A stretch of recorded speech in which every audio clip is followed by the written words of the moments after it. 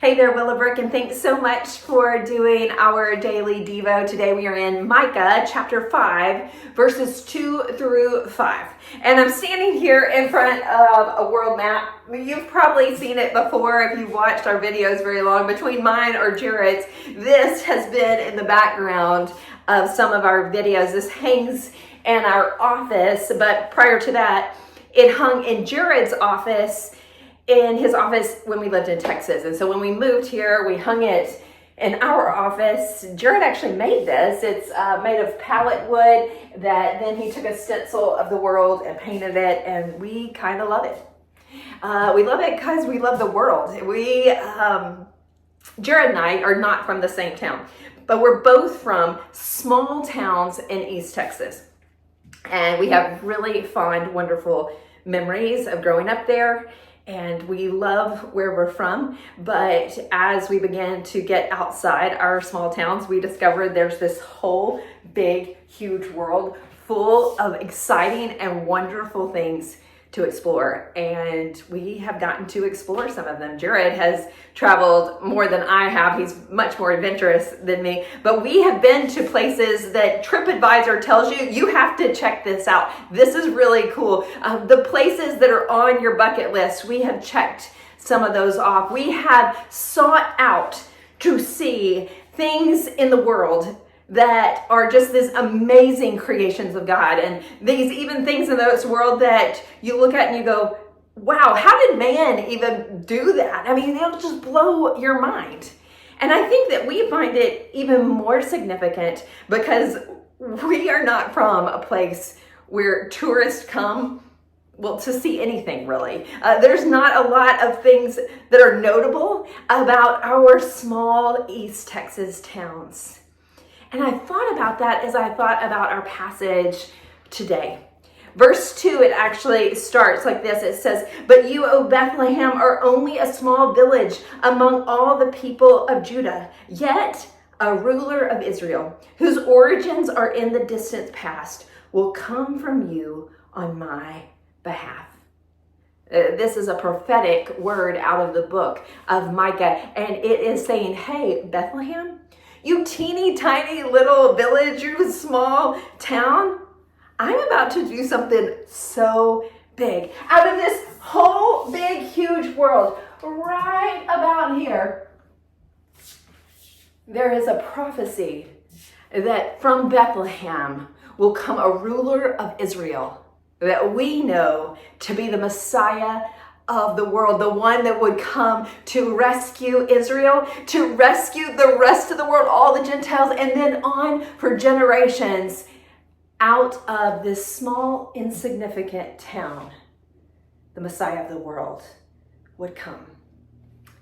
And there's three things that I want to think about this passage that I think make a difference. And first of all, the first one is that, God uses the unexpected. He uses unexpected places, unexpected people, unexpected events to do big things. I was having a conversation with someone just last week, and I was kind of bemoaning some things I was frustrated with, and the person sitting across from me, really, she just kind of called me out and she said, "But can't God use that?"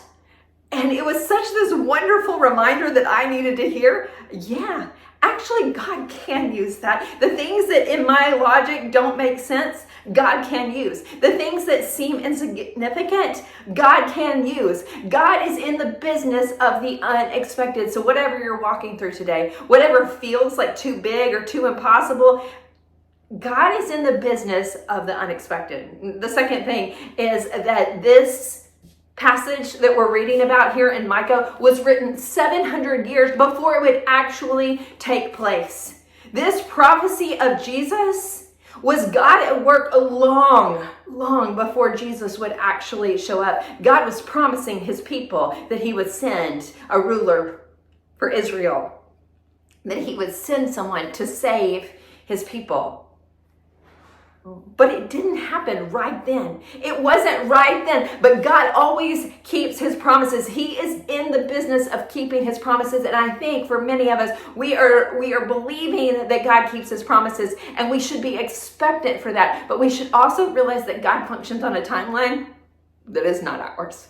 God is never late, but he's certainly not in a hurry either. And so we can trust God to keep his promises, but we also have to acknowledge that God works on a scale that is much, much different than ours. And then the third thing is, and we find this in verse 5, is that God sent Jesus, the Messiah, the one he's going to send to Bethlehem, as our peace. Not just to bring peace, but the source of peace, the actual peace. It's the reminder that God in himself and the three person of the Trinity is that God isn't just adjectives. He is himself strength. He is himself love. He is himself joy, and he is himself peace. And that's what it tells us in verse 5, is that he will be your peace. He will be my peace. And there's peace in what we just talked about. God uses the unexpected. God moves at a pace that isn't necessarily ours.